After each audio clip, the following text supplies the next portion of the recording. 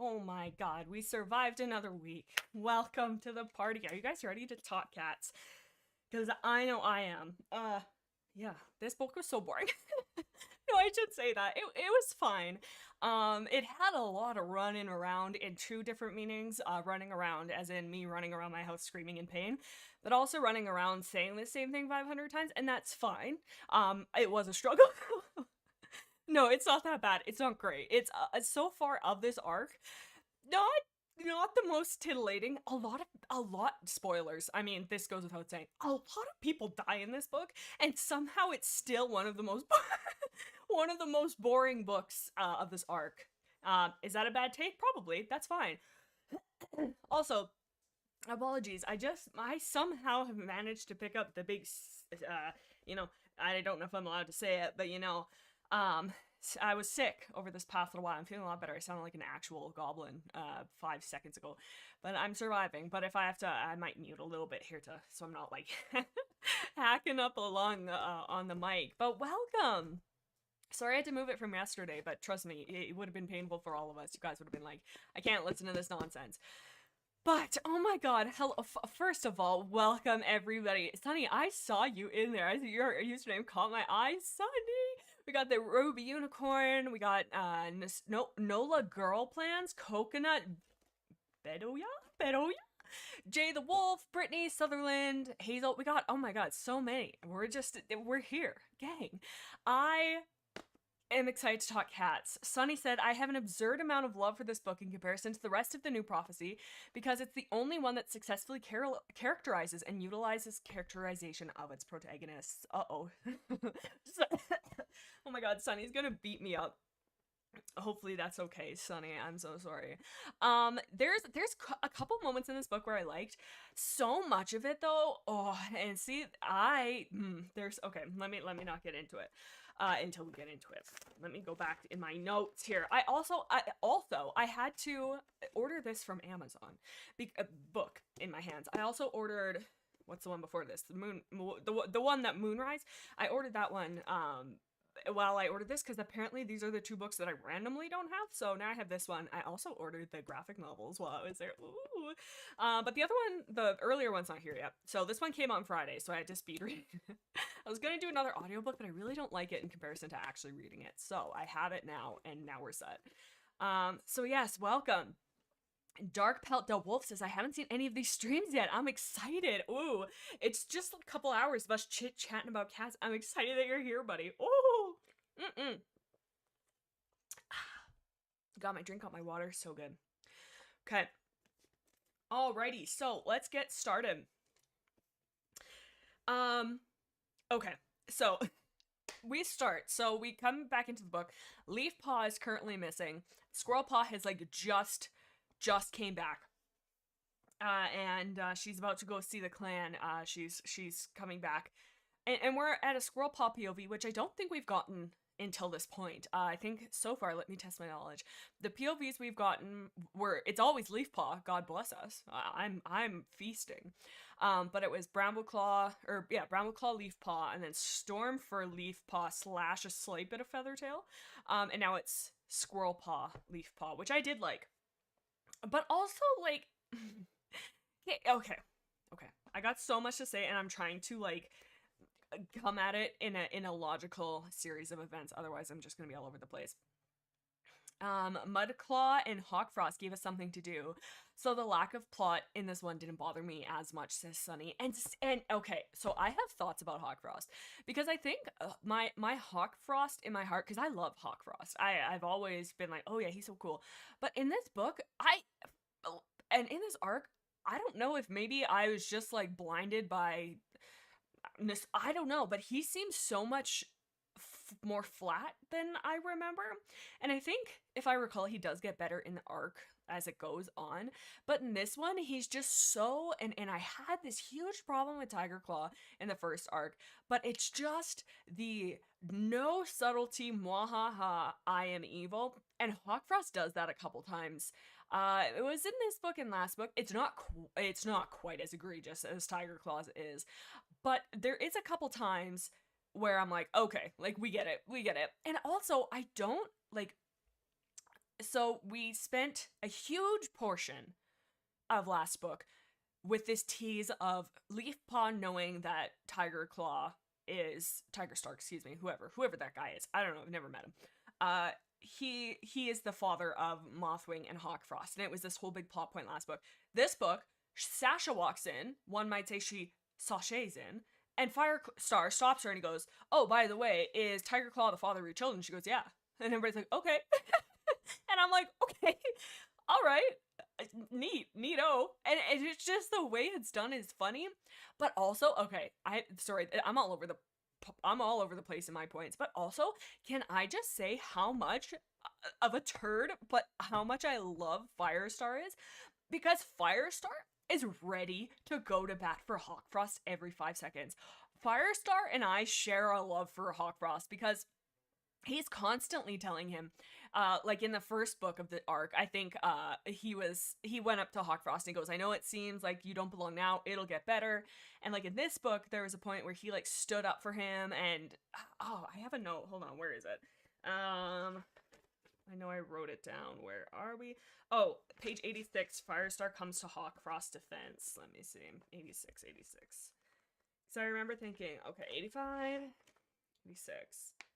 Oh, yes. Okay, so and the reason I say this is because of how much Firestar loves Hawkfrost and still hates Brown. He's still like, and this weird. Okay, I don't know. I just have big feelings, and maybe it's because I'm a little bit like clinically stupid, but I think so much of it of him being like, "Oh, I trust Brambleclaw," is lip service, because we see it kind of like, but he's constantly like giving him the side eye and giving him like the stink eye. But so this is where he stood up for Hawkfrost. Because they're saying that everybody's like, "Oh," and they do this back and forth of like, "Should we leave? Should we not leave? Should we leave? Should we not leave?" And then Firestar, oh, sorry, they're like, "Should we leave?" So they're finally like, "Oh my god, okay, shall we leave?" So they're having this discussion for the 500th time this book. Actually, it's only for like the second time because it's so early in the book. But Hawkfrost is like, "We're not gonna leave. RiverClan's fine because they're like not really affected yet." So he's like, "Yeah, you should go." Hawkfrost climbed up beside his leader. This is on page 86. "If you can't survive in the forest anymore, then I agree that you should leave," he mewed, his gaze flickering around the cats to include Tallstar. After all, what sort of leader would let his clan starve? Ooh, you dastardly little dog. Squirrelpaw was rather taken aback by the bold way he addressed the other clan leaders. After all, he wasn't much older than her. Also, can I just say, people were, well, we weren't arguing. If anything, somebody had just passively said it, and I got really, like, feisty because I am constantly fighting for Mothwing and Leafpool. But somebody was saying that Mothwing is quite a bit older. No, even here it says they're literally super close in age. I just had to add that. But anyway, so after all, he wasn't much older than her. And so here we have Brambleclaw. Brambleclaw glared at Hawkfrost. "You just want us to leave so you can steal our territory. Dylan, the storyteller. Are you excited about the deluxe edition? Oh my god, which one?" Here's a hot take, Dylan. Dylan, thank you so much, buddy. I'm not super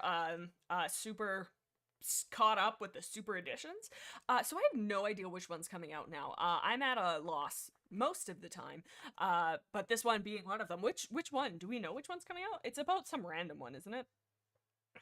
Sunny says, "I'm choosing to believe that Firestar is being so accommodating to Hawkfrost because he learned his lesson with Sunnypaw, with Bramblepaw. I would like to think that too, truly I would, but he hates on Brambleclaw so much in this book. And I think a lot of this is coming, like, when I say this, you have to remember that I'm reading these books through like, goofy eyes. Like, I'm reading this and I'm laughing. I'm sure I'm characterizing these wrongs because I choose to believe the funnier of the two options always instead of the intended ones. So if something comes out and it seems funnier that he's in a little sassy mood, I will always put him as a sassy mood. But so here, Brambleclaw glared at Hawkfrost. "You just want us to leave so you can steal our territory. If you aren't here, then you won't need it anymore." That was Hawkfrost.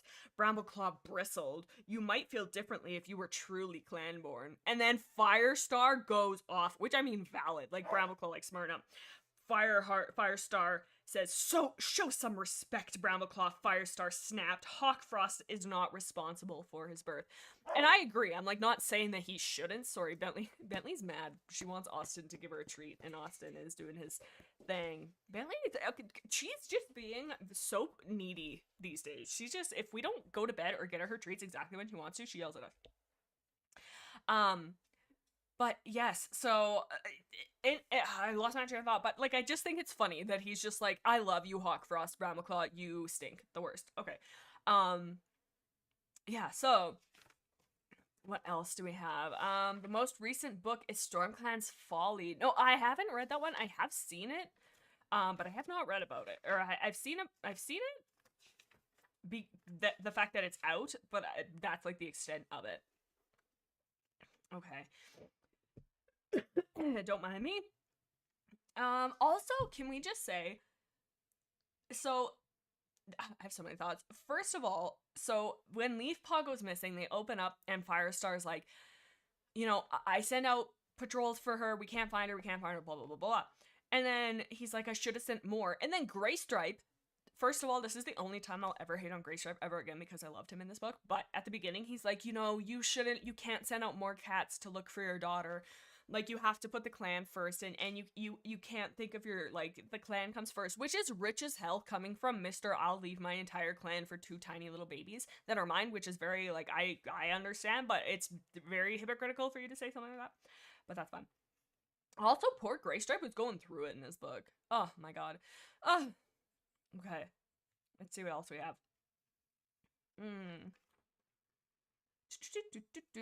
Ruby Unicorn says, this might be controversial, but I do not like Squirrel Bramble as a couple. I don't think it's, I mean, it might be, I don't know, but like my thing is like, whoa, I'm punching the mic, sorry if you heard that. Like I feel like you're like welcome to love or not like it however you want, like, you know what I mean, like hopefully that's not controversial, but also too, like there's moments that I like it and there's moments that I don't, and like Nobody tell Moon Kitty I'm about to say this because I choose to live to see November, but there's a couple times in this book where I'm like, Squirrel Paw, you're kind of annoying again. You're kind of annoying me. Like, but the thing is she's annoying, but she's right, which makes me go, damn. That's unfortunate. Like, I wish that I was wrong, right? Who knows? But I was just like, what in the heck? So, like, for example, like, the thing that stood out the most is I'm kind of going forward, then I'll go back. What am I saying here? Oh, I lost my train of thought. I was having it. What the heck? Oh, anyways, it's so gone. What the hell? Oh, and she was right and she was wrong. Right. So she's like, we have to go save Leafpool. We have to go, blah, blah, blah.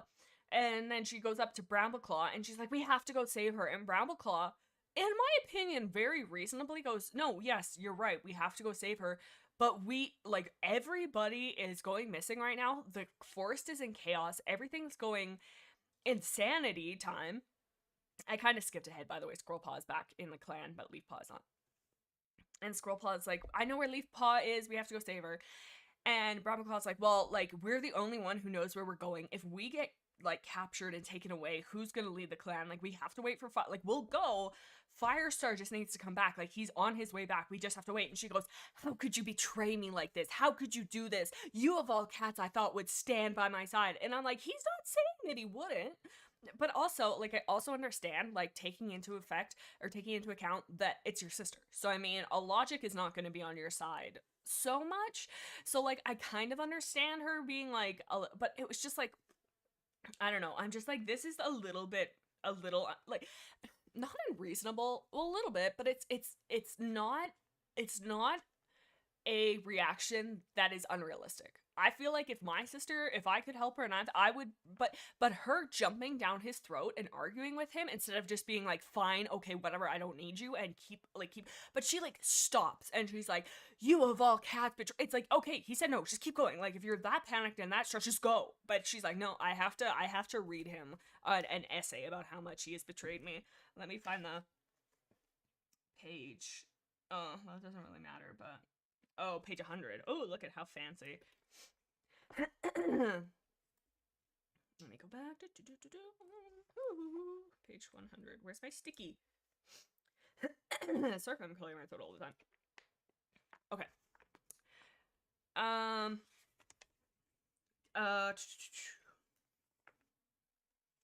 Okay, so basically, Squirrelpaw's like, I've had a dream from StarClan. We have to rescue her. And then Brown will call, let's wait till Firestar gets back. He'll know what to do. Squirrelpaw couldn't believe her ears. Does that mean you won't help me?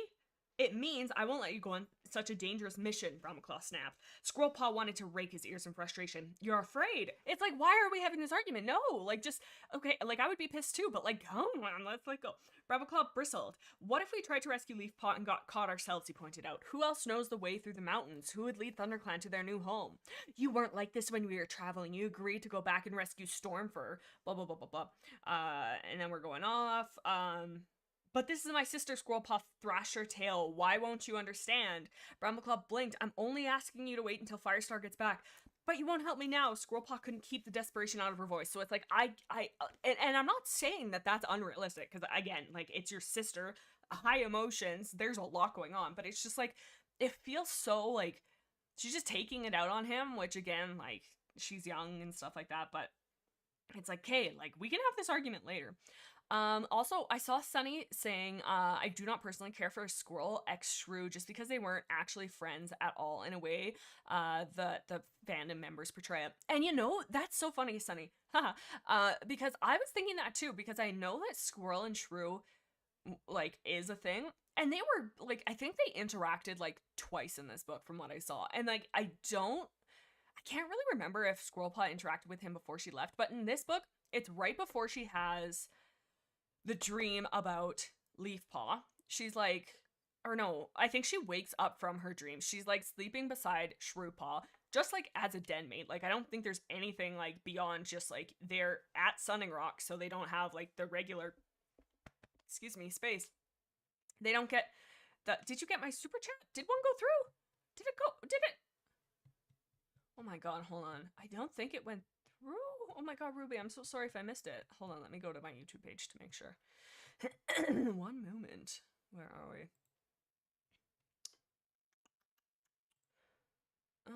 Yeah, I don't see. Oh my god.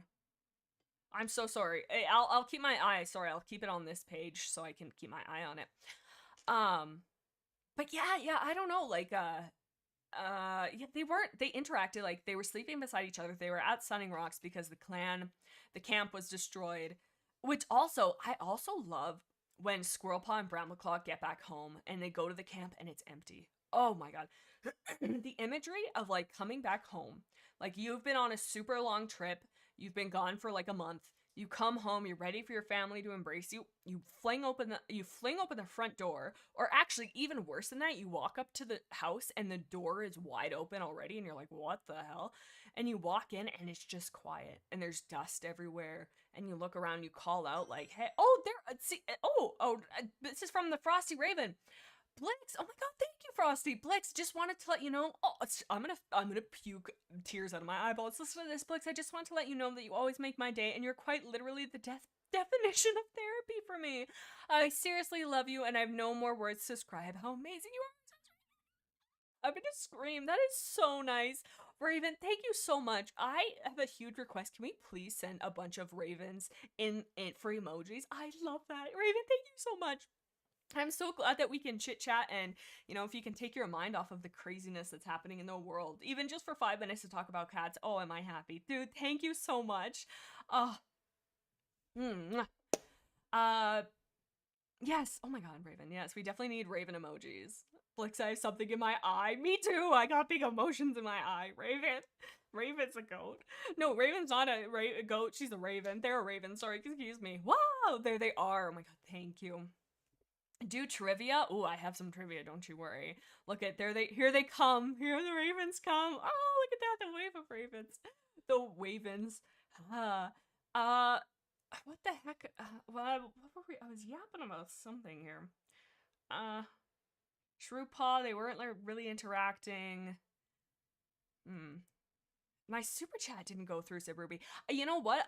If it's any help, I doubt that it would have been like sent, like taken out though, because it didn't come up on my end and it wouldn't have like gone through, so I don't think it would have like taken your funds. But thank you if it, you know, if it tried to go through, I still do appreciate it. Look at Hazel threw in some little blue ones in there too.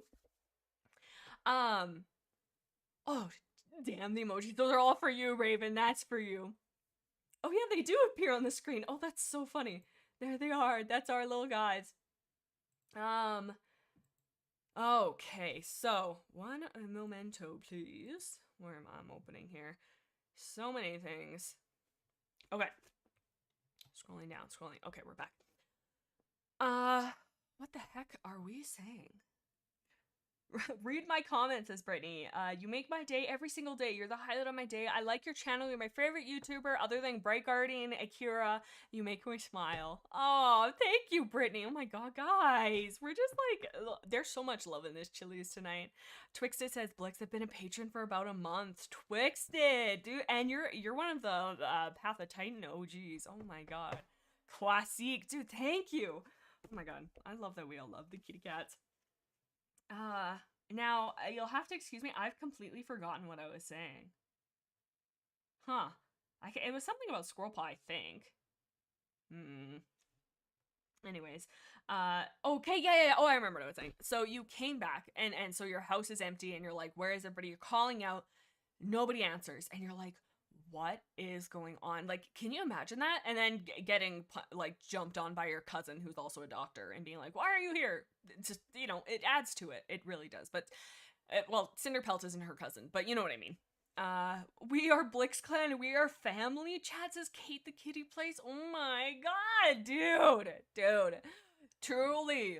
Okay, I appoint Sunny as deputy, by the way. And that's just that. Sunny is, in fact, Sunny should be the leader. Let's be so real. If we're looking for responsible and somebody who will not burn us to the ground, we need Sunny Star. Can I just be just an elder, just vibing? But yeah, so I just thought that was, so, okay, I remember we're talking about Shrewpaw. So anyways, so they find out that the clan is empty. She goes in there, they sniff around, nobody's there. So they go to Sunning Rocks, and so Squirrel Paw, and they like welcome her back, but it's kind of chill. They're like, oh, hey, welcome back. They're not as excited as I thought that they would be. And a lot of people are like kind of mad, which understandable, because they walk in, they're fairly, like, they're not well fed, but comparatively to the like starving clan, they look well fed, and they just roll up. They're like, hey, yo, what up? And they're looking good, they're groomed, they're looking like healthy, and then all the cats are like, what the hell? Why are you, like, where did you go and why are you back? But then when Leafpaw comes back, everybody like pees their pants, like, yeah, Leafpaw, and she's like, ladies. But I get why. I just thought it was really funny. But yeah, so Squirrel Paw sleeps beside Shrewpaw for warmth, because they make a point of it saying it's not as well sheltered as camp, clearly. And additionally, like, it's just not a lot of space. And she has this dream, and she wakes up, and Shrewpaw's like, hey, like, are you good? Like, you're twitching in your sleep. You're kind of like, you look distressed. And she's like, oh, I just had this dream. I know where to find Leafpaw, blah, blah, blah. And then Shrewpaw basically tells her, he's like, okay, like, yeah, we'll definitely go, and we'll, like, find her in the morning. Oh, Rainer Sanchez. Ooh, did I say that right? Rainer Sanchez, 8495, says, just respect and, that's my heart giving out. Just as respect and support for amazing content creator. Big emotions, guys. Thank you. Oh my god, thank you. Rain. Oh my. Okay, so I'm gonna assign everybody emojis, by the way. I've kind of decided this. Rain Sanchez. Can we do raindrops? I love that. Raindrops and hearts. Rain, heart, rain, heart, rain, heart. That's what I would love. Oh my god, but truly thank you so much. And yeah, man. Oh my god. I was gonna be, okay, I'm gonna be mushy here for a second. Just give me a moment. I apologize for not talking about cats here for a minute. But, you know, sometimes you have those moments where you're like, oh my god, like, you know, it's just so much. I've been having some, maybe it was the COVID, I don't know, but I was having some sadness. And you know, I don't know, I come in here and then we chat and we do, and it's just the support, everything. I'm trying to not get too much because I don't want to, like, we gotta, I don't know, rip a paper up to bring back our manliness. No, I can be just perfect, just with being who, I just got big feeling. Can you tell I'm all jumbled? Mwah. But thank you, Rain. See there, that's, yes. Oh, and the blue heart, no less. Oh my god.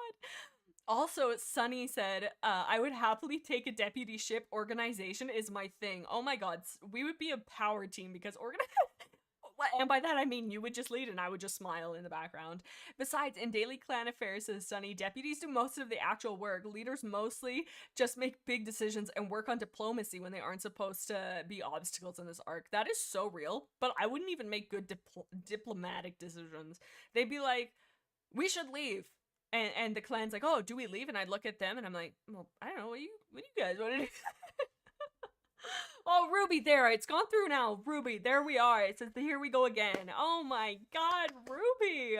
Oh, it reminds me of that, here we go again, you know? Oh, Ruby, thank you. And now we need, in and amongst the rain and the heart, is there a unicorn emoji? Surely. Well, I need some, the unicorn emojis. Kate the kitty plays says Blixstar is the type of person to say sorry to the enemy. LOL. That is so real. It's unbelievable.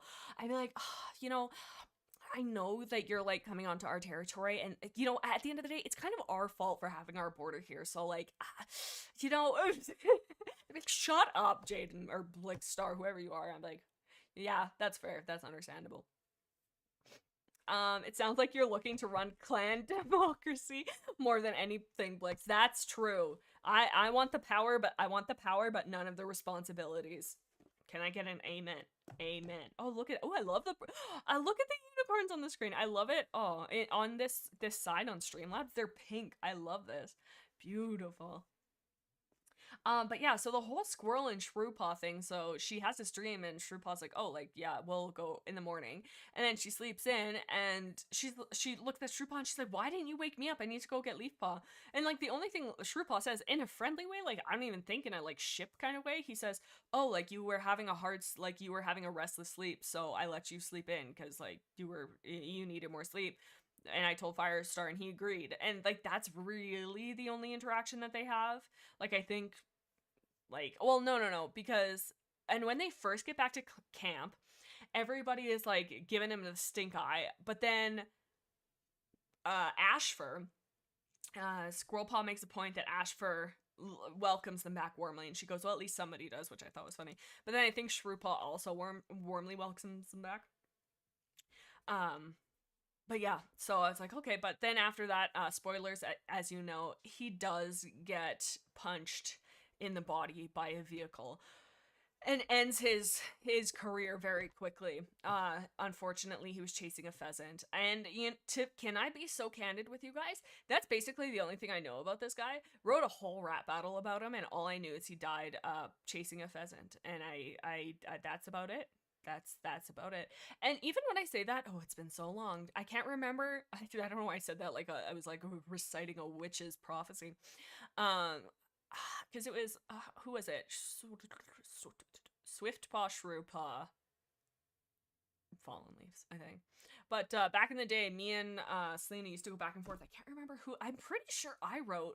I truly cannot remember, but I remember thinking, who is this guy? Because she was the one who suggested it. She's like, let's do apprentices who passed early. And I'm like, well, Swiftpaw, ... and then we pick Shrewpaw, but he does like nothing. But man, Ferncloud, oh, she's going through it in this book. First of all, last book she loses Lark Kit. Larch? Is it Larch or Lark? I think it's Larch. She loses Larch Kit. Sad. Oh my god. This book she loses Holly Kit, and they make a point of like she has like little strength, like everything's like there's a lot going on. Plus this emotional turmoil of like losing your child. And so all of her newborn babies, two of them have unfortunately passed away. And then when she least expects it, Shrewpaw, her older son, gets hit by a vehicle. Oh my god, Whitepaw cries at his funeral. Whitepaw was, because I remember, Sunny, you're so right, because they do make a point of saying, Fluffy _ Ice Dragon. Oh, it's me, Juro. Well, dude, I haven't seen you in a minute. Oh my god, welcome back. It is good to see you. Oh my god. Can we send ice cubes or a dragon emoji? Maybe both? Oh my god, thank you. Welcome back. It is good to see you, my friend. I hope you've been well. Yes, oh my god. But yes, Whitepaw makes a point where they said Whitepaw has been den mates with Shrew Paw since they were kittens or something like that, because I think they were probably born pretty quickly after one another, because they're is White Paw older than Squirrel Paw? Probably just slightly, I would think. Surely. I can't remember. But in any case, and then so yeah, so Shrew Paw passes away, and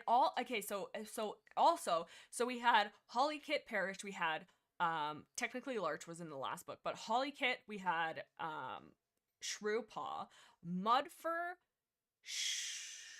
Mudfur. Who is the one? No, there was one that Smoke Paw, Holly Kit, Shrew Paw, Mudfur, Smoke Paw. Technically, we don't see this on screen, but Speckletail, Frostfur, Loudbelly, and Shadefur too. Also, I know I'm kind of jumping around in the timeline, but them choosing to stay behind is like so valid, because they know. I feel like it's that whole thing of like, we'll just slow you down, which they wouldn't, but also they don't have the strength, and they're like, you know what, we're like not wanting to make this big journey, like we're not gonna, like we are just gonna stay. And that was so sad, but it was so funny when, because Speckletail, Frostfur, and Longtail go up to Firestar, and they're like, hey, we're not coming with you guys, like you go on the big journey, we'll stay here. And then Firestar goes, you know what, you're right, Frostfur, Speckletail, you guys are old, you guys are gonna slow us down, I don't care if you stay or go, truly I don't. But Longtail, I'm not leaving you behind. These two don't care. You cannot stay. Obviously not like that. But it was just funny that he's like, oh, I understand, but also you guys can stay, but I'm not gonna leave Longtail. The other two, I truly don't care. Couldn't care less, in fact. What's your guys' names? Couldn't remember. What? Speckletail and Frost something? I don't even care.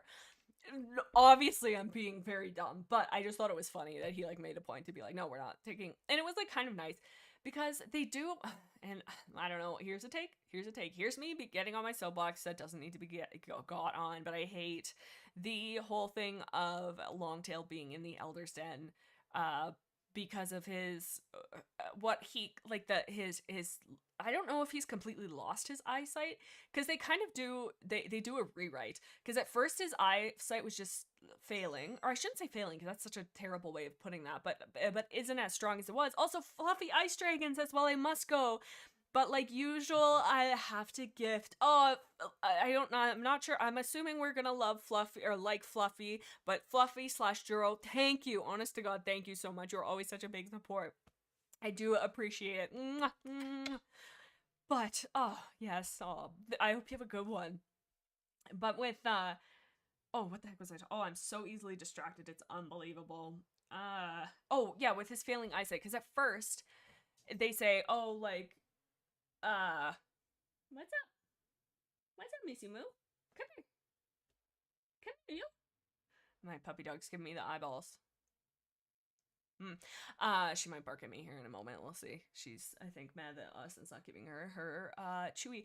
But it's not even, it's like, no, she gets it at 1 o'clock when Austin comes home for lunch, but it's the weekend, so you're still like an hour and a half up. Oh, so I'm not sure why you're, come on over, come here. It's like, no, I'm just gonna stand across the room and watch you like a little creeper. Come here, baby. You got a haircut. You're looking so sharp. Heck. Oh, so they say his eyesight is like is weakening, but then they later say that his eyes were scratched by a rabbit. So not entirely sure like what it is, but that's true. Somebody did say he has his whole life ahead of him. That is true. And and it wasn't even like, I think that they all should have come here.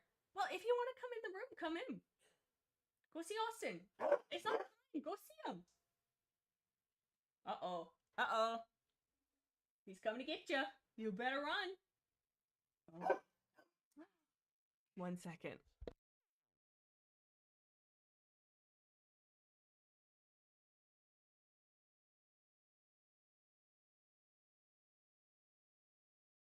What a little turkey. She has something to say about that. Sorry, I don't know if you can hear. Yeah. She's such a goof. She is seriously, oh my god. And you know what? Sorry, kind of hard left turn. But so she's gonna be 14 in February. Oh my god, dude. She's been with me through the thick and thin. And I was thinking about it. I'm like like nearly every single video that I've made on my YouTube channel, she was probably in the room with me or like somewhere near me while I was making it. And I have so many audio clips because she has a collar. Sorry, she's yelling at Oz, and Oz's going to go with her. But so many audio clips where you can hear her tinkling collar. Hold on, I might have to go see. Okay, Awesome's going with her. Oh my god, what a little monster. But, oh, go. Hold on one moment. I don't want to cough on the mic. What's her name? That's Bentley. Her legal name is Bentley, but I started calling her a goober when she was a puppy, and so now I just call her Goob. And so she has two names kind of. Same with Eggy. Her first name, her original name, my sister named her as Tequila, but then I called her Egg Cat, and then I just slowly changed her name. But what do you think of the new graphic novel? I bought it, but I haven't read it yet. Sorry, I'm like all over the place, but I'm excited to read it. But yeah, poor Fern Cloud was going through it, like just through it, and I just felt so bad for her. And I don't know, they're all going through it. But so, also, here's my theory. Are you ready?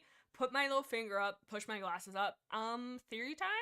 So, we meet Cody, okay? They comment that Cody is a pretty tabby she-cat. Very good. Interesting.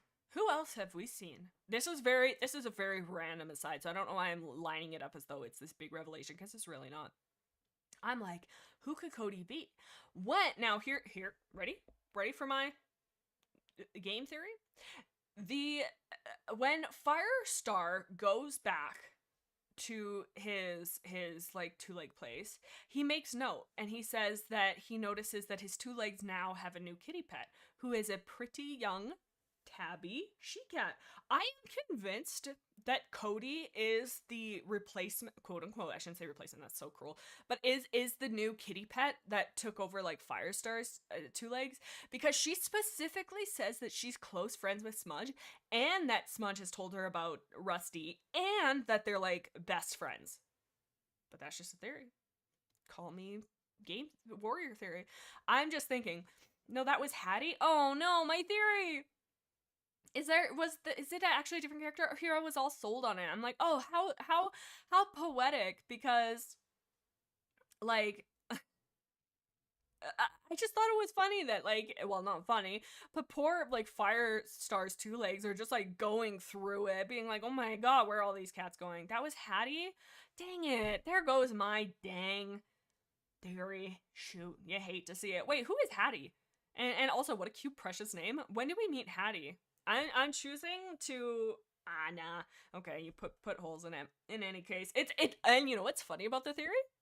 None of it makes it zero difference on the story. Maybe Cody wandered too far in her adventures and caught up in the shelter.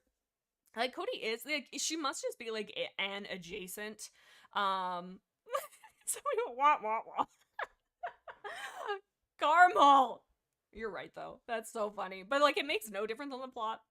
Okay, well, you know what? You win some, you lose some. My theory about them all being aliens and secret Pokemon evolutions is still valid, so I'll take that.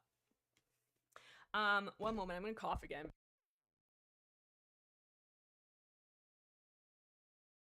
Okay, big apologies. Okay. Cody is so sweet to Ferncloud. Cody is so sweet. I love Cody so much, and she's just so chill. I don't fully understand her point to the plot. Not gonna lie. Like, I loved her. And you know what? And I was like, and part of me is like, you know what? Characters are allowed to just be characters. Like, they don't need to, like, serve a bigger purpose. But I was also like, but why? Why is she here? Like, maybe, like, there's no bigger lesson learned. Unless maybe I'm not thinking deep enough. Anybody have any theories? But I do love Cody, and I wouldn't want her to go away, in saying that I do love her. I love Cody. Why was oh yes, and then Cody, so Leaf Paw is in there and in the cages, and she's stressed out, and she's like not eating, and she's like staying in one place, and so Cody calls out to her, and she's like, "Hey, it'll be okay," kind of thing, and then Leaf Paw is like stressed out, and then Cody, the sweetest, like is like reassuring her, and then on page 27, I don't know why I said like 27. She was like having all these scary thoughts, and she's like talking about just life, and then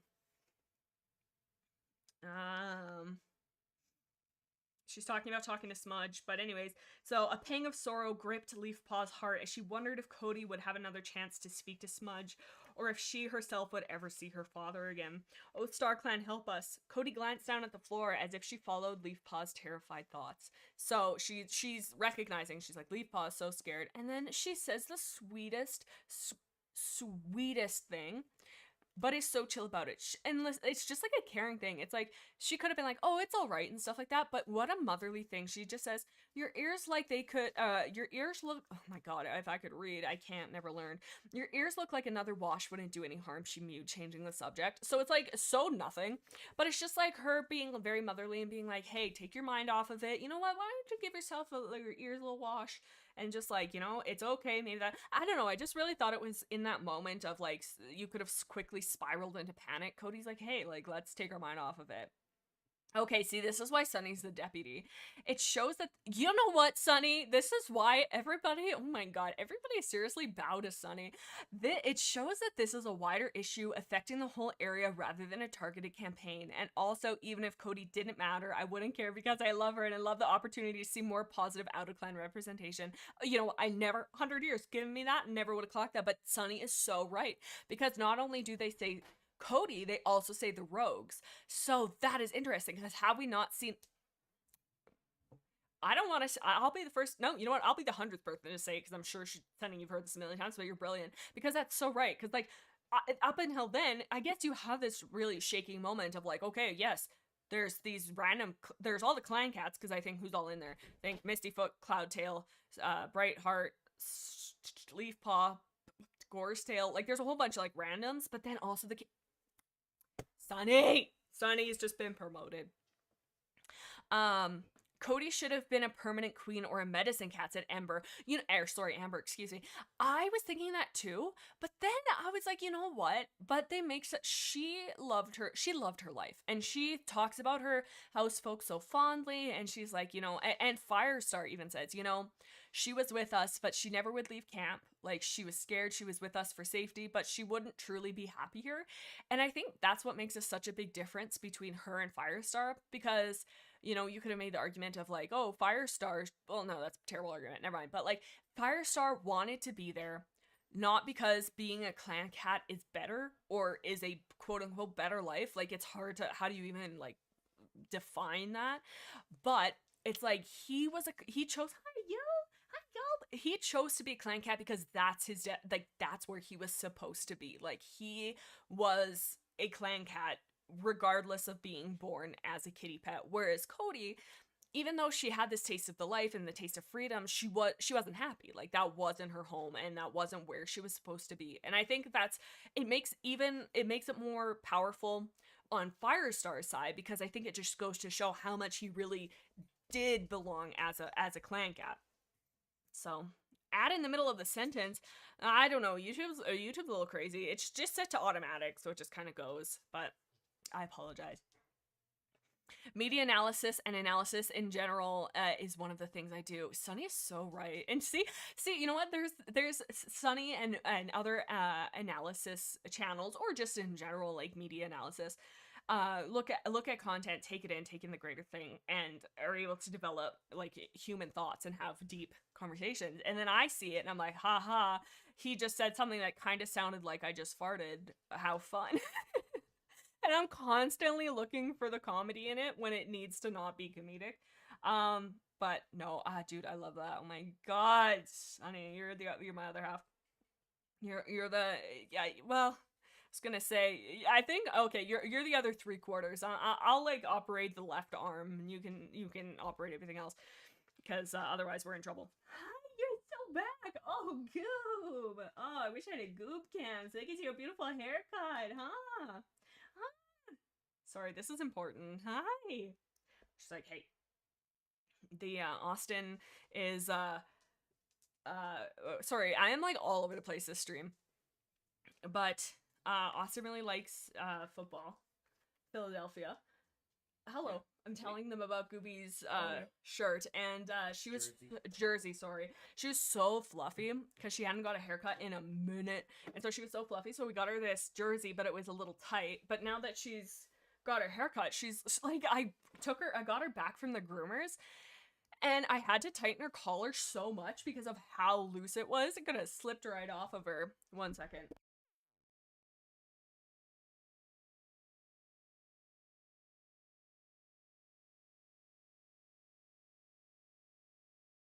But yeah, so Goob in her little sweater. Hello. Okay. Oh my god, me and Sunny just having like beautiful friendship moments in midstream, but I can't find the comedy in it. Deeply admire you and Moon's skills in that area. Moon has it. Okay, so take mine and then like, so picture baby Charmander, me, and then picture big Mega Charizard X Moon in terms of like in that regard. Also I've been playing so much ZA. This is not the point of the stream. I'm gonna be so mad when I listen back to this, because I'm gonna be like, Jaden, stay on topic. Oh my god. Apologies. What am I saying here? I can't remember, but anywho. Okay. Oh, also, I swear to God, if we hear from Spotted Leaf one more damn time in this book, I'm gonna scream. Also, for the love of God, Firestar, do not compare your daughter Leafpaw to your weird childhood crush and say you're so much like her or you remind me so much of her. Weird. It's not meant to be weird. I'm putting weirdness in a place that there isn't any, but I'm also like, that is an odd thing to say. What? Stop that. And why do they put so much emphasis, funny, that was on purpose, on Spotted Leaf when like she's this random spiritual guide for both Leafpaw and Squirrelpaw, and I think it's Squirrelpaw who says, I know that Spotted Leaf was close to my father when, like, back in the day, and so maybe she's helping us because she still loves him or something. And I'm like, that feels weird. And then Firestar, a couple times, he's like, or everybody is like saying, oh, a lot of the time to Leafpaw, they're like, I had a thought, and then I think I instantly didn't like it, but maybe I do like it. I can't decide. Everybody's like, oh yeah, like, you remind me so much of Spotted Leaf, or like, I wish you would have met Spotted Leaf. Probably wouldn't exist if Spotted Leaf was still around, just gonna say, not gonna lie. Because I feel like they would have, like, been together, but weird in any case. And also, just justice for Sandstorm, please. What was I gonna say? But yeah, so much Spotted Leaf in this book. Leafpaw is constantly calling out to her. Squirrelpaw is calling out to her. And I was racking my brain. I'm like, who would have been a better stand-in for Spotted Leaf? And I don't know if I could come up with something, but then I'm also like, but then do we even need one? Because they're constantly like giving them these random outs. Like Squirrelpaw gets a dream from Spotted Leaf, who like basically takes her up to the place and's like, go peek in that hole. And she's like, why? And she goes, your sister's in there, essentially. She doesn't say that straight out, but it's essentially what happens. And she's like, oh, this is how you save your sister. And Squirrelpaw wakes up and she's like, I know how to save Leafpaw. And they're like, how do you know that? And she's like, Spotted Leaf told me. Yay. And it was just like, I don't know, it just felt so like, oh, problem solved. I don't know, I like Spotted Leaf, but I hate how hand-holdy she is. And like, I don't know. I just StarClan in the second arc onward is so. I'm sleeping. I'm asleep. You know, I don't like them. I shouldn't. Well, no, I stand by what I said. I would rather them be more vague, but also not so freaking vague. It's just weird. It's like they choose, and I think maybe that's why they're so frustrating to read, because it's like they can help. And they can be clear, i.e. showing Squirrelpaw exactly where Leafpaw is, but they can't give him a clear sign to be like, no, you should leave the forest. The cat shouldn't need it to begin with, but they're just like, oh, we have to wait for a sign from StarClan. And it's like, okay, great, fantastic. But also, they're like not going to give you one. And it's just like, so either they're going to be this grand guide who will step in and do these like random like godly acts or not? Pick one. Pick one, please.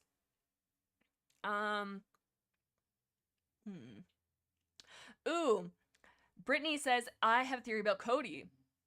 So she knows who Smudge is. But anyways, what if Cody is related to Smudge? I mean, no, Henry, because look up Cody and Henry, they look the same. Ooh, I think she must be around them, because she did know. I know she knew Smudge. I don't know if she knew Henry. I love Henry. Oh, Henry. Henry and his Robin. Basic point. I can look at Hawkfrost's book characterization and critique the areas in which his flat characterization oh, this is Sunny, by the way, sorry, apologies, and shaky parallel to the mischaracterization of Brambleclaw, to fail to make him an effective antagonist, but I can never write a genuinely gripping villain ballad with Sunny! I'm gonna scream, dude, oh my god. Oh, dude, Hawkfrost. So much of my content that I make about these cats, though, is me going, yeah, okay, neat story, but this is what I want to do instead, actually. Oh, man. Oh, I wish they would have put more, and kind of like swinging back to Hawkfrost. I wish that they would have leaned more into, like, because they constantly say he's ambitious and that he wants to like lead, and Mistyfoot comes back, and I can't remember who says it. I don't know. It's somebody from RiverClan. I don't think it's Mothwing, but it's somebody who's like, the RiverClan must be glad that Mistyfoot's back. I don't know if Hawkfrost is, and somebody, maybe it was Stormfur. Actually, it probably was Stormfur. He was like something like, he didn't want to stop being deputy so soon, but he's a good warrior. Like he'll wait, and like, I don't know, I wish that they would have gone more to his story instead of him just being like, ha ha ha, I want power. I wish they would have leaned more into the feeling of belonging, because they kind of do it with Stormfur, and because Stormfur's huge devastation when he finds out that the tribe is just, Kate says, what if Cody was one of Princess's kids? I was thinking that, Kate. I was like, in the back of my mind, when I was thinking about because they call her like a pretty tabby she-cat, and they call her chubby. I'm like, stop body shaming my queen. But they make mention of that. I'm like, oh, I kind of love that. But then I was like, oh, but you know what? Also, I don't want everybody to be related to Firestar. I'm like, we need some genetic diversity. I'm begging diversity. Very good. Oh, what the heck? Oh, so Hawkfrost's theme of belonging, because like Stormfur was super devastated when he found out that the tribe just wanted him to like be with him because they thought he could do something, and he had this moment last book, sorry, and he was like, I thought that they truly just liked me for me and for what, like, who I was, and turns out they didn't. And then Hawkfrost almost echoes that, because like Firestar makes such a big point of like calling him out, and I think when he just like, I don't know if he sees himself in Hawkfrost or what, but he does have this connection with him. And like, I think it's right when, sorry, I'm like going a million miles a minute, and I'm like interweaving a bunch of different points. But I wish their thing of belonging, I wish we would have seen more animosity. And I mean, maybe it's that we're not in the clan, so we don't see the subtleties, or even so, maybe he's like hyper aware and he's like reading into things that aren't there. Who knows? But like his thing, he just, to me, just screams like he wants power. But I wish they would have leaned more into the I will belong by making myself so important that I am the entirety of this clan, and I will belong by being the clan kind of thing. Like, but what's this? I can't remember, but yeah, I don't know. He just seems so maha evil, and it's like, but I like, so ThunderClan finds Sasha in their territory after all the cats escaped. Oh, I'm jumping all over the place. Also, not Gray Stripe. Oh, you remember a couple weeks ago when I was just complaining, I'm like, Gray Stripe is the worst thing I've ever met? I'm gonna have a sip of my drink.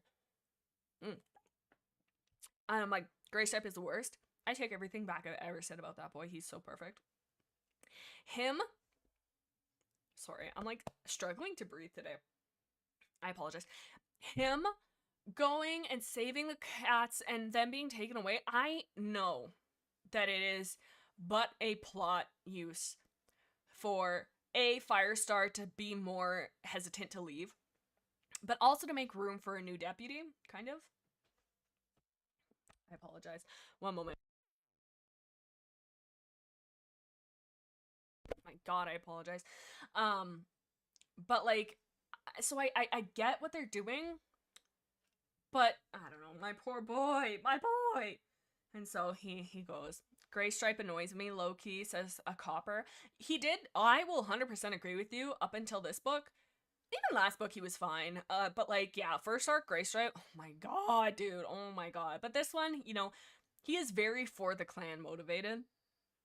And then also, man, going through it, poor guy, when he finds out that Feathertail has passed away, he sees Squirrel Paw, Brambleclaw, and Stormfur come in, and he's like, "Oh my God, you guys are safe! I'm so glad you're back!" Like, and he looks past Stormfur, and he's like, "And Feathertail," and then everybody like, kind of like awkwardly, he's like, he's like, "Yeah, Feathertail, like where is she? Where's my girl?"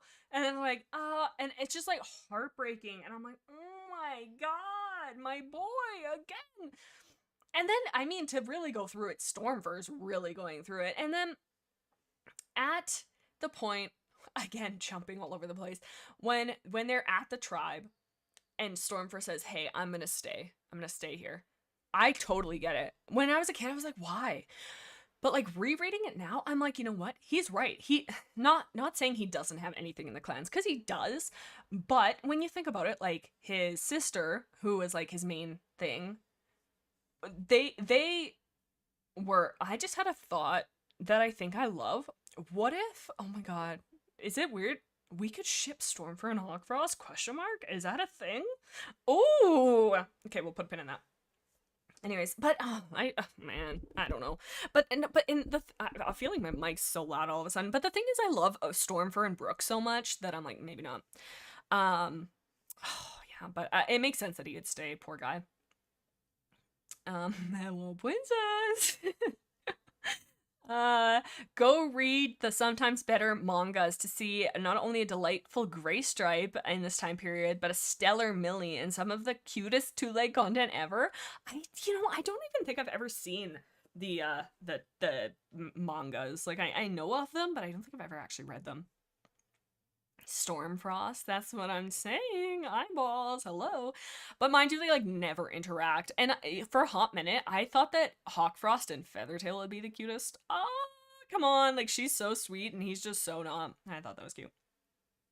And then I had a really crazy thought, because I'm like, well, in the middle of it, and like if I am the imposter, shoot me. This is not me, because I'm about to ship Leaf Paw with somebody who isn't Mothwing. But I'm like, wouldn't it be such a funny misdirect if they were like, oh yeah, Fire and Tiger, like they're gonna be the blah, blah, blah. But then I'm like, but wouldn't it be funny if it was Hawkfrost and Leafpool, like the literally other two? But then I'm like, well, you know what, screw Hawkfrost, what if it's just Leafpool and Mothwing? Hell yeah. But yeah, so ThunderClan, so all the casts have gotten out, everything's good. Sasha, we meet Sasha in the cages, and she is so funny, like she kills me. And I think Sasha is the reason why I love Mothwing so much, because she's so sassy. Like, Leafpaw, they're like all talking in the dark, and like and Leafpaw goes, oh, like she's a rogue, like they're like whispering, and then Sasha's like, yeah, keep calling me names, like I don't care, we're all in this together. But she wasn't calling. Let me see if I can find it. Page 66.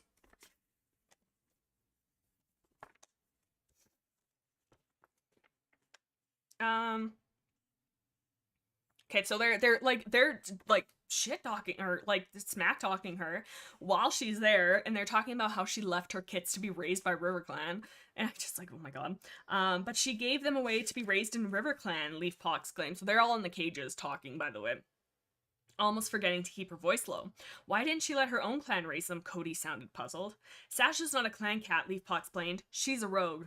That's right, call me names just because I chose not to live among the rest of you, Sasha growled, overhearing. Not that I care, as long as my kids are safe. And I love that about her. She's constantly, she like doesn't give a crap. Does not give a crap. Doesn't give a cat, that's funny. But, and then, so they talk.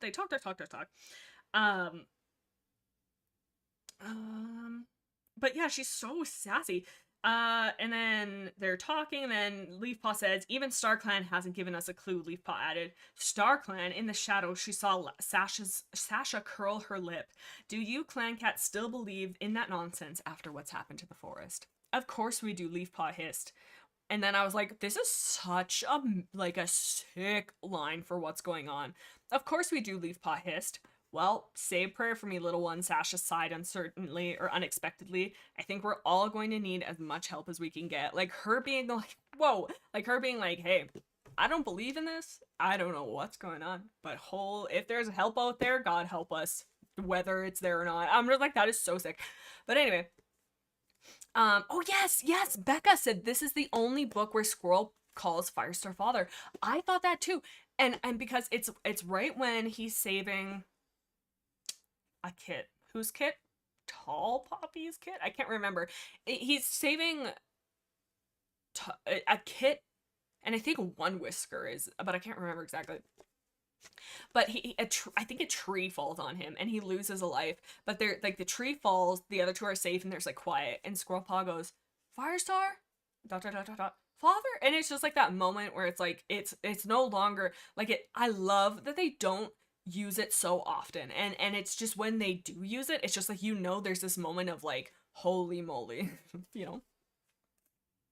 I really appreciate the confidence and almost superiority Sasha has in the Dawn incarnation of her. I wish they kept that at least that part of her in her. Oh my god, I'm struggling to read. I wish they kept that for at least part of her mangas. Sorry, says Sunny. I agree. I love her characterization in this book. And then, like, so later, ThunderClan is chasing a rogue off of the ThunderClan territory, which is weird because it's like, you have other problems, but whatever. So they run and they chase her over the border into ThunderClan. RiverClan. They chase her over, and then Firestar's in the front, and he runs, and a Tiger Claw jumps down in front of him and stands between Sasha and Firestar. And Firestar is looking up, and he's looking at Tiger Claw, and then he has this moment of, that's not Tiger Claw, that's Hawk Frost. And I love that that's how he knows, because he's like, and they make a point of like saying like, like, it's almost as though it's like Firestar is looking at Tiger Claw, who's granted, why did I say like that, granted a 10th life, because he's looking back at it. And just as Sasha's turning away, Firestar goes, Tiger Claw was their father, wasn't it? Or wasn't he? And then Sasha's like, yeah, he was. And then they just keep going. And I'm like, that is so, like, I love that. And I know that I was like yapping about, I was like, oh, they spent so much time last book. But I do love that. I do love that. And I love her response to Firestar. I like had a moment where I like put my book down. Like, that is actually so funny. Okay, page 145. Okay, so it was so funny. Okay, so this is the exact scene I'm talking about. So Hawk Frost, okay, so they're talking about the rogue. Hawk Frost exchanged, or why challenge me when you have allowed a rogue to cross their borders? That was Firestar to Hawk Frost. Hawk Frost exchanged a look with the rogue before he answered, my mother will always be welcome in RiverClan, he meowed. And then they're like, oh my god, Sasha. With a small tip of her head, Sasha meowed a greeting. I have heard much about you, Firestar, she murmured. It is ... interesting to meet you at last. I'm like, girl, the shade? Her voice was icy and dignified, and Squirrel Paw felt self-consciously young and awkward in comparison. I love that she's just this, like, gorgeous, badass supermodel mother, and she's just like, oh, I just love that I feel like she would just make a room stand still. Oh, yes. So are you, Sasha? I don't really like that. Firestar meowed softly, his eyes glittering, which I think is odd that he wouldn't know who Sasha is, because Graystripe mentions, does he say, I feel like last book, oh god, I'll have to look, because I can't remember if he said that he met her, because Graystripe said at a gathering, I want to say he met her, because that's when she left her kits in the clan, and he had said something at a gathering, because Leafpod asked, she was like, Graystripe, have you ever met Sasha? And he's like, yeah. I'm pretty sure he's like, yeah, I met her at a gathering once, before she left her kids. I'm pretty sure that's what it was. So it's like, why would Firestar not know that? I don't know. You look as though you look as if you expected something else, Sasha, oh my god, Sasha suggested. That's a hard one. Firestar's gaze swept along her well-groomed pelt. You don't look like a rogue. And you don't look like a kitty pet, Sasha countered. Squirrelpaw winced, but her father showed no anger. Instead, he met Sasha's proud gaze evenly. I'm like, what a fire, no pun intended, response. But like, because it's like, him looking at this, yeah, maybe this is not what they intended, but Firestar looking at this cat and just taking everything that she is and just putting title of rogue on top of her, of being like, you don't fit into this neat little thing idea of what I have as a rogue, so you don't look like one.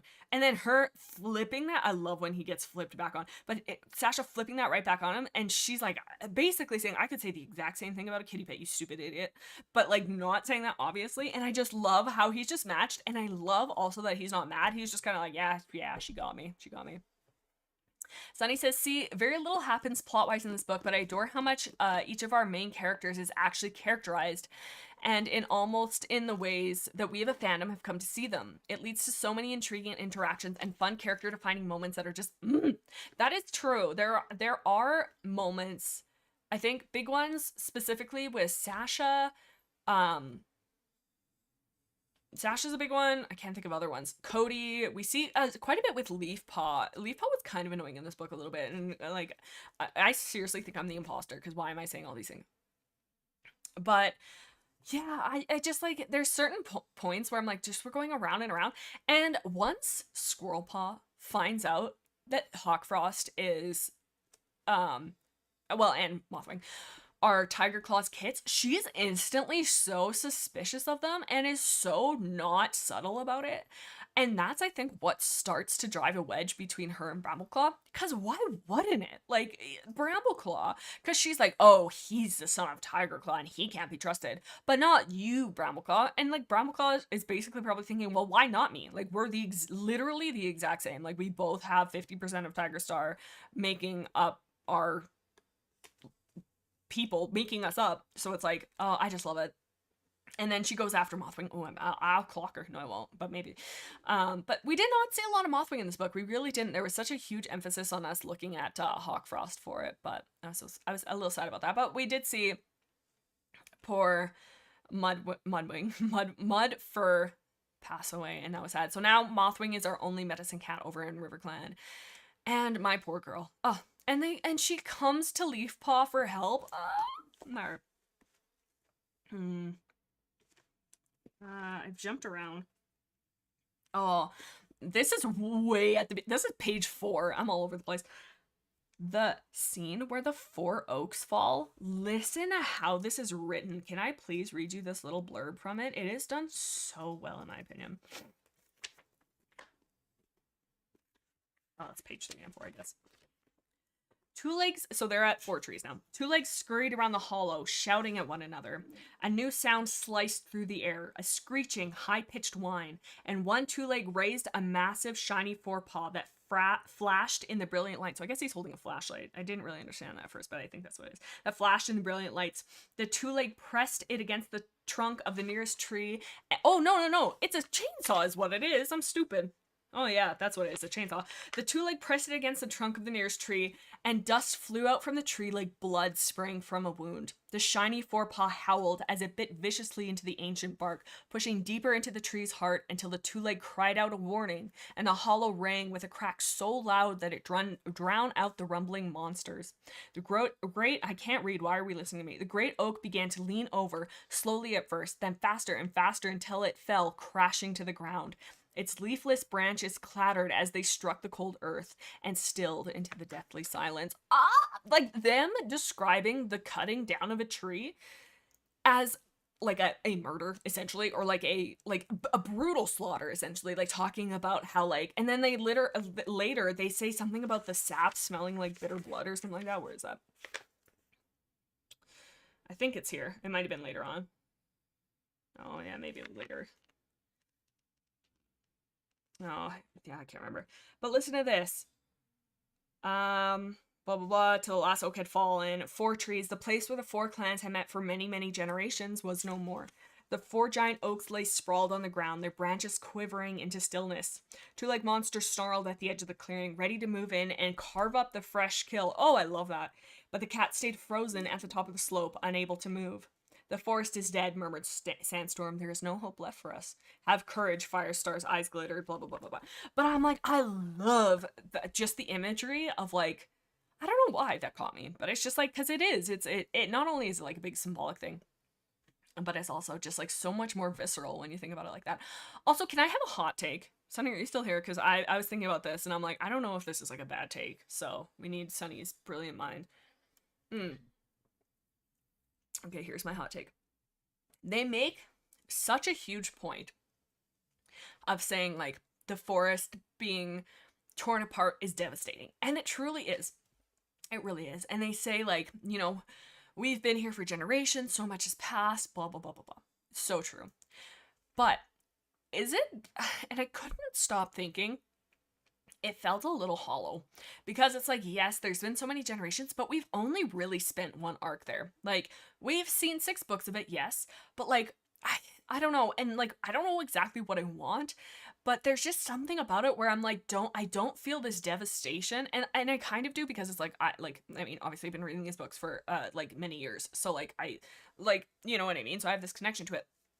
But like just one arc, like I was thinking about it and I was like, what if next arc they talked about ripping up the lake or like draining the lake or like just completely doing something that would forever alter the lake? I feel like that would be way more devastating just because of all, like, we have been at the lake for so long and so much has happened there as like us as readers. I feel like I have as a reader, we have a stronger connection to the lake because we've spent so much time there. Whereas the forest, it's like, and maybe that's kind of the point of us like going in as like a point of view from Scroll Paw and like them who are like kind of new to it. But I don't know, it felt devastating, obviously, and you feel devastated for these characters. But your connection to the forest, I'm like, it's sad, but like, and maybe it's because I have this knowledge in my head already of, because I know what's gonna happen, I know where they're going, but there's just like, I don't know, like I just felt this like, oh yeah, that's sad, but like, you know, I don't know. Blixemi, it's because after the first arc, we were given nothing because no one reads the map, says Kate. And it's like not even the map though, but it's part of it, yes, 100%. But it's just also like, yes, we know 4 trees and stuff like that, and that's iconic, but we don't have a lot there. Like, really, we don't. Like, we have Tiger Claw's arc. That's about it. Like, we have done so many things at the Gathering Island. We've done so many things at the Gorge, at like river, like there's just so many things. I don't know. Sunny says that's very much a case of hindsight. At the time, that's true. We only had this book series for roughly 5 years, and the forest had always been a big part of that. The fact the forest was a big part of the deal was given at the time, and still is for a lot of fans who never read past the first or second arc. And you know what? That is a good point. But we as more experienced fans have now spent 15 years at the lake, making it less of a big deal. That is true, and I guess like it's a whole different perspective. Maybe I'm doing the holy plug, but I'm doing like a read through of the books with Gear, who's from Warrior Cats fandom, and then 2 people who have never read the book, so I'll have to ask them what they felt when we get to this book of it, because like, yeah, I don't know, it's just like that connection, and I feel like maybe I would have felt different, mind you, and here's me being an ancient granny, but when did this book first come out? 2000, let me see, came out 2006. I was 11 years old. So it's like I have had twice my life over. Once my life over is what I meant. So I'm old is what I'm saying. So I've had many years since in the lake. So it's like, I guess at the time as an 11-year-old, I might have felt differently about it, and I probably did. Oh my god, 11-year-old reading this book. Was in, what the heck? Oh god, December of 2005. Oh, so yeah, well, so I still would have been 11, but still, I was a little guy. Oh my god, I'm old. But yeah, I don't know, like I just now, and you know what, Sunny, I think Sunny must be right, because like when I was reading it, I was just like, yeah, it's sad. It for sure is sad, but it's just I guess, you know. But okay, what else do we have? Spotted Leaf always being called out for... What are we saying? Gray stripe, yes. Page 140. Don't mind me, I'm dropping nail polish. I was painting my nails, what day was that? 2 days ago. I was gonna do a French tip and then stopped halfway through because I got distracted and I never went back. So now I just have pink nails. I should finish those tonight. Anyways, okay,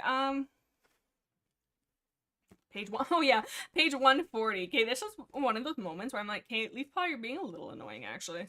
Oh no, my sticky note. Oh no, I pulled off one of my sticky notes. I have no idea where that was. Okay, 145, 140. I'm sassy. Why? Oh, okay. So Firestar is like having this moment of like, where is StarClan? And he's talking to Leafpaw. And this, I don't know what about this, but I just felt it was like so hammy. Why are they so quiet? Firestar continued angrily, unsheathing his claws against the cold stone floor. Are they trying to teach us the clans must look after itself rather than leave the forest together? What? Yes. But I felt the same when the two legs captured me, Leafpaw admitted. So this is where we get into it. StarClan did not visit me once when in my dreams. Oh yes, StarClan did not visit me once in my dreams while I lay in that stinking cage. This is Leafpaw, by the way. I felt as if I was utterly alone, but I wasn't. My clanmates came to rescue me. Okay, perfect. That's fantastic. There's nothing wrong. But listen to this. I don't know if there's something about it. StarClan won't do anything to keep the clans together. They don't have to. Being one of 4 clans, not 2, not 3, but 4, lies within our hearts. Just like the ability to track prey and hide in the forest shadows. No matter what the other clans say, they cannot turn away from the divisions, the differences, the rivalries that bind us. The lines that separate us from Wind Clan or River Clan is also the line that connects us. StarClan knows this, and it's up to us to have faith in that connection. I'm like, Leafpaw, what the hell? It's like, snap out of it, girly. What is going on? Come on, come back to us. And I don't know why, it just felt so hammy. I couldn't even tell you why. And it's a nice line, I guess, but I'm just like, I just had to just be like, shut up. No, that's so mean, but it's just something about it. But then it gets weird. Firestar stared at his daughter as though he was seeing her for the first time. I wish you could have known Spotted Leaf, he murmured. You remind me of her. What the hell? Touched beyond words, Leafpaw lowered her gaze. She sensed that this was not the time to tell her father that Spotted Leaf had spoken to her in dreams several times. It was enough that Firestar thought her worthy a companion of the former ThunderClan medicine cat, who had a tired little blah, blah. I'm just like, I don't know. There's something about it where I'm just like, it just felt so... It's like, I feel like the writers were like, we need to make Leafpaw sound wise. Don't care what she says. We just gotta make it sound as hammy as possible. And it feels like there's no substance behind what she's saying. It's like she's trying to be wise, and so it feels so nothing.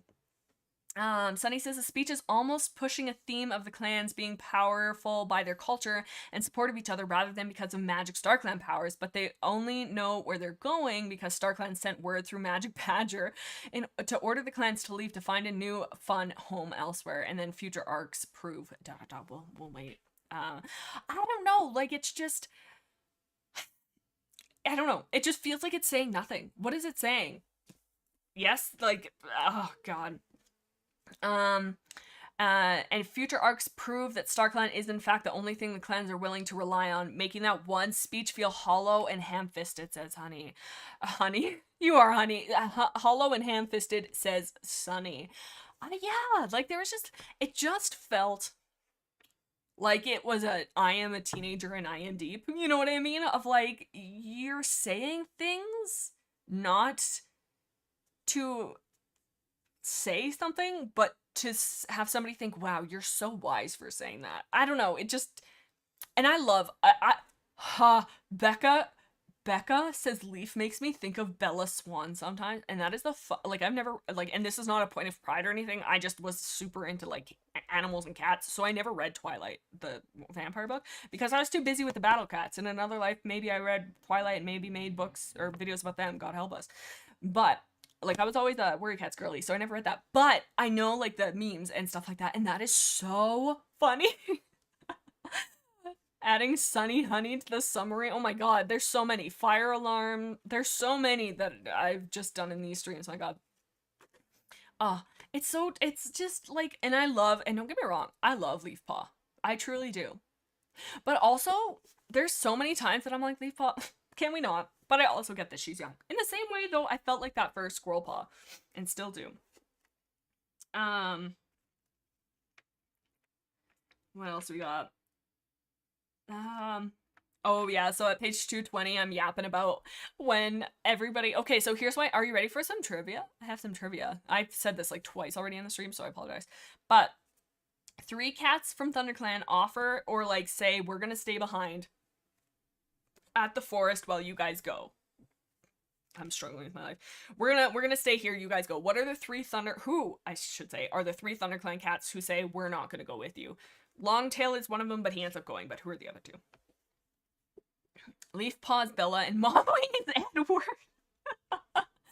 Say it, Leaf Paw. Say it. You know what I am. You're Tiger Star's daughter. No, Edward isn't Crow. No. We don't think about Crow. And this is our first interaction we see with Leaf Paw and Crow Paw. And there's nothing that really happens. All she comments is that his breath is warm. A little weird, but Sunny.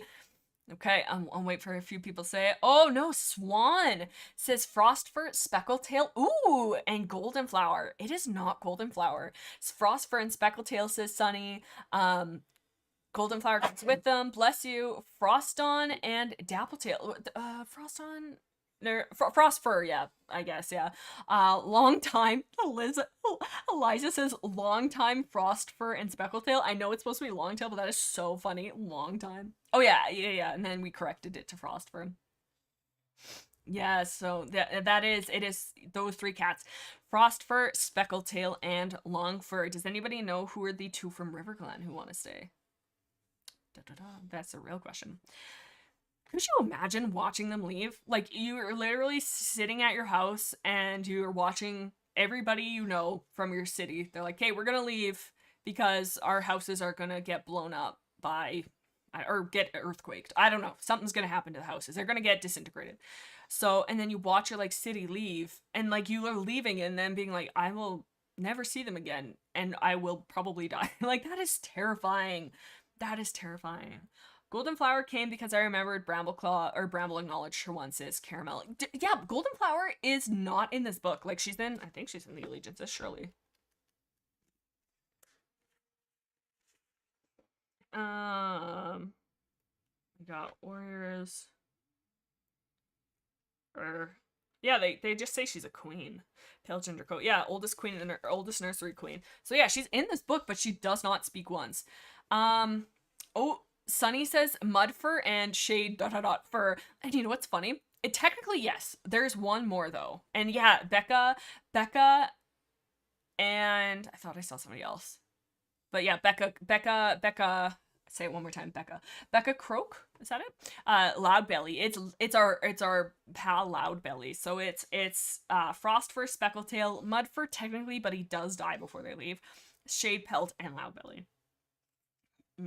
Oh, and then page 229, another rare Firestar W. Listen to this. So, and also Sasha's kind of a piece of crap for this, but I also think it's funny as hell. So Sasha waltzes in. Once, may I use this joke again? Sasha sachets into the clans, and she's like, I'm coming to take my babies back. It is so dangerous in this forest. You guys should not stay here. Come with me. And you guys don't have to live here anymore. And everybody's like, you can't take them. They're like part of RiverGlen. And her kids are like, no, like, they're like, well, we don't know. Like, we're leaving with our clans. And Sasha's, because everybody's like, no, they can't go. And then Sasha looks and she like drops this bombshell and she's like, oh yeah? Would you still want them to stay if you knew Tiger Star was their father? Mic drops. There's just a silence across the clans. But listen to this. I don't think I'd see you again. Also, big shipper of Sasha and Leopard Star and Eldile on the Hill. I didn't think we'd see you again, Leopard Star meowed, dipping her head to Sasha. Nor I you, Sasha admitted. I have come to ask Hawk, Frost, and Mothwing to leave RiverClan and come with me. I've seen what the Two Legs are doing to your homes. It is no longer safe for them to stay with you. Mothwing looked down at her paws, and Leaf Paw's heart skipped a beat. Okay, hello, big in love. Could she really be thinking about leaving? She brushed past Sasha and faced the River Clan medicine cat. I know things have been tough lately, but you wouldn't really leave, would you? Mothwing blinked. I don't know. Your clan needs you, Leafpaw protested. Why did I read like that? She rounded on Hawkfrost. You wouldn't abandon your clanmates, would you? The decision is theirs, Firestar's voice rose above the sound of the falling rain. But I agree, they should remain with their clan. And then so, like, Sasha's like, okay, they're not doing what I need them to do. Let's drop the bombshell. Sasha narrowed her eyes. You want them to stay? Suddenly the wind dropped. So she literally gets a mic drop moment. Suddenly the wind dropped and every cat seemed to hold their breath as she went on. In spite of the fact that Tigerstar was their father, Leafpaw scanned the shocked faces of the River Clan cats. They obviously didn't know that Tigerstar was Hawkfrost and Mothwing's father, even though his kits had been raised in their clan. There was a long pause. Okay, blah, blah, blah. But then, man, Firestar's response is so pun intentional this time. Fire. Oh my god. So it's like she's doing this like trump card of like, yeah, you really want them to stay even though they're like your worst enemy's children. And then Firestar essentially goes, that's exactly why I want them to stay. And what a perfect response. In spite of the fact Tigerstar was their father, Leafpaw scanned the shocked faces, blah, blah, blah, blah, blah. There was a long pause while Firestar held Sasha's gaze. I want them to stay because Tigerstar was their father, he meowed. Bramclaw sank his claws into the mud, and Squirrelpaw's eyes stretched even wider. Tigerclaw was a great warrior, and these cats have proved they inherited his courage, Firestar went on. Their clan needs them now more than ever. He turned his gaze on Brambleclaw and Tawnypelt.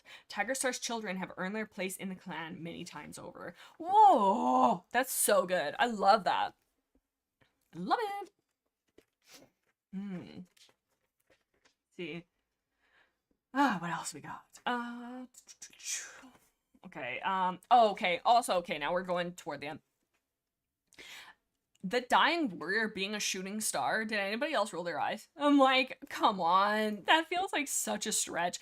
I kind of understand what it means, or like, I kind of understand it, but I feel like you really gotta squint on that one. You gotta be like, oh, okay, if we're really thinking abstract. But I do also know that it's coming from Midnight, who's like, doesn't have the exact, like, what do I even want to say? Like, Midnight doesn't have the same, like, way of communicating in the sense of, like, that's her second language, right? So she's not going to say things maybe as somebody who, I don't know what I'm trying to say. Like, I just think that, like, it makes sense that she would use a term that is maybe not as, like, clear cut, if that makes sense. I don't know, because it, like, makes sense to her, so it's just, like, these dum-dums who don't understand her. But, and then too, but I did like that the fact that, because they're like, when they first get back to the forest, they have to, oh, hang on, Fire loses a life due to frost and ash, but Brambleclaw kept him, oh, no, oh, so sorry. I think we're talking about something else. And Firestar does die in this book, though, and he loses a life, which is interesting. So maybe he's a dying warrior. But they say, like, when we get back, we have to stand on, as Midnight says, the Great Rock, and the dying warrior will show us the way. So they go over to Four Trees, they stand on the Great Rock, nothing happens. But then when they get to High Stones, they stand on High Stones, and they see the dying warrior. And I thought it was clever that they're like, oh, she didn't mean the Great Rock, she meant the rock that is great, i.e. High Stones. Like, and I just thought that was clever, being like, oh, and everybody kind of has that, like comedic, like, sitcom moment of, oh, Midnight, like, you know what I mean? Oh, that makes so much sense. How many more minutes of this chat? I'm just asking. I've only got like 3 more notes, so not too long. Oh my god, sorry, 12:30. Why does the time go by so fast? Okay, so then after that, I was like, oh my god, on page, so we've left the forest. Everybody is packed up. All 4 clans are on their way to go. Good stuff. They're going across the mountains, and Smokepaw is walking across the thing, and the rock, I don't exactly know, but the rocks crumble and Smokepaw tumbles to his death. And everybody goes, okay, so anyway. And then they just keep going, and it's like, I get that, like, they can't do anything, because his mom, I think it is, one of the queens, is like, we're just gonna keep going. They're like, well, like, he didn't survive that. That's a big fall, and also we can't get his body, so there's not much we can do. But I just thought it was so, like, I shouldn't say funny, but I did think it was funny that they're like, So anyways, and then they just keep going. It's just like not talked about at all. And I get it's to show how dangerous this like journey is and how fast things can happen. But like, I don't think we ever heard about Smoke Pop until this moment. So he's totally just made for this moment. But it was just how like, So he kind of sucked anyways. And they just kept going. I'm like, damn. Midnight has a laugh track behind her. That's what it feels like. Sunny says, it's definitely a stretch, but honestly, once the listen to what Midnight tells you prophecy is done, I think most of the prophecies in the future are kind of a stretch. That is so true. Even the Fire Tiger thing is a stretch. Would you believe I'm simultaneously writing up an official document for work while I bounce back and forth in the stream? I couldn't, because I can't, I'll be in perfect silence, well, white noise, and I can't write. Like I get so like I'm distracted by everything, man. Like the sound outside catches my ear, my own like breathing. I'm like, oh, did I just breathe weird? Is my heart skipping a beat? Am I dying? Like, not, there will be no stimulation in the room whatsoever, and I'm still distracted. So how you can do that is like actual magician work. That is fantastic. Give me some of your strength, Sunny. I'm begging. Okay, 3:16, so we're almost at the end. Crowfeather, taking his name as Crowfeather. Like, I was super annoyed by Crowfeather when I was a kid. I kind of love him. That is so sweet. And what just, and ooh, also the fact that throughout this book, Crowpaw is like very, they like make a note of how hard he's working for his clan and how he's like, feeding the whole clan and like doing everything for them. But then when they're going to save Shadow Clan, Crowpaw like rushes into camp recklessly, and I think it's Squirrelpaw who jumps on him and is like, no, you can't do that, you'll die. And he goes, well, I don't care if I'll die, like Feathertail at least will be waiting for me. So it's just showing that yes, he's doing all this for his clan, but it's because he's taking these like risks that are very dangerous because he just doesn't care. Like, he feels like he has nothing to live for. Well, he does, but like he's just so like he's mourning so deeply, and it's just, I don't know, this him working hard for his clan almost feels like it's like not a distraction, but also he's putting his everything into that, but also not giving a crap about himself because he's just like, oh, I just like am so torturously like, what's the word I want? Not grieveful. What's the word I want? Grieving. So like very, what's the word? I can't think. Oh my god, where's my thesaurus when I need it? It's like, what's when you have a big emotion of grieving? What would that be? When you're so not remorseful. Hello, when you're so. Anybody got a word? I can't think of anything. Sorrowful. No, I can't think of anything. Depression, yeah, when you're so depressed, but I feel like it's like a deeper, it's like a difference than depressed. It's like an aching almost, like just so broken hearted. I don't know. In any case, I just loved him taking the feather part of the name. And mournful, yeah, I feel like mournful is the closest thing. I just feel like is there like a deeper word than mournful? Forlorn, that's good. That's a good one. Mournful and forlorn, both longing. Let's check thesaurus. Oh my god. Melancholy, thesaurus. Let's see, we got I think mournful is the closest. Mournful. So we got anguished. That's pretty good. Bereft. What is bereft? Lacking, missing. Nah, that's not really what I want. Bereaved. Inconsolable. Heartbroken. Lamentable. Somber. These are all good words, but there's just something about it. Melancholy. I thought melancholy was just like very like apathetic. What is? Maybe I don't. Melancholy. A feeling of pensive sadness, typically with no obvious cause. Oh. Here, I've been thinking, oh, deep sadness. Oh my god, I've always had this backwards. I always thought it was very like, nothing. Being melancholy means you're overcome in sorrow, wrapped up in sorrowful thoughts. The word started off as a noun for deep sadness, rather than, from a rather disgusting source. Who knew? Oh, and then last note is Stormfur staying behind, and so Stormfirst is like, hey, I'm gonna stay with the tribes, and he pulls Squirrelpaw aside to be like, hey, by the way, I'm gonna stay with the tribe. And then Squirrelpaw's like, no, but then she like understands. But then she tells Brambleclaw, and not Brambleclaw being jealous. She's like, there's a flicker of jealousy in his eyes.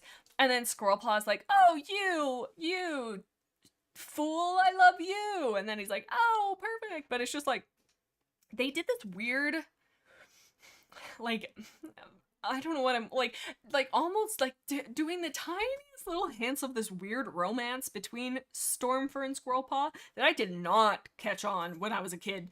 Did not even, like, when I read it, like, years later. I've read through this book many times, but so it's not this past read through, but like prior ones.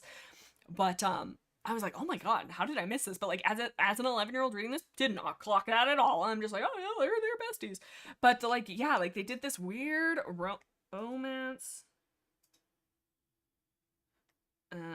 Sorry. My mother is messaging me. Oh my god. I thought she was like in trouble because she called me and then messaged me 7 times. And I'm like, oh my god, what's happening? She's sending me pictures. She's sending me pictures of sink faucets to be like, which one do you like? Oh, mother, you kill me. Sorry, Sydney, you're gonna have to wait 5 seconds. Yeah, so that was the end of Dawn. Can you believe it? We're at the we're halfway through the second arc. My god. Wow, I finally have the books again. This is the book I didn't have. What's the next book? Starlight, I think? If I knew that, I'm gonna be so proud.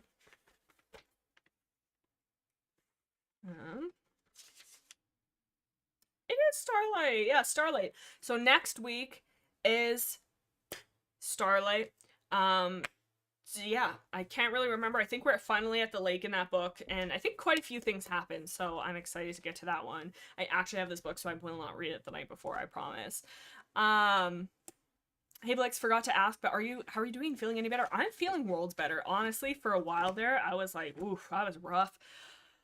My entire butt was kicked, and the only reason I tested for COVID is because I'm like, oh, we have some extra tests, and I was like not feeling well. I was like, oh my god, and it was like bright red. It was like, yeah, girl, you were not good. So I hunkered down, slept a lot. Now I'm feeling better.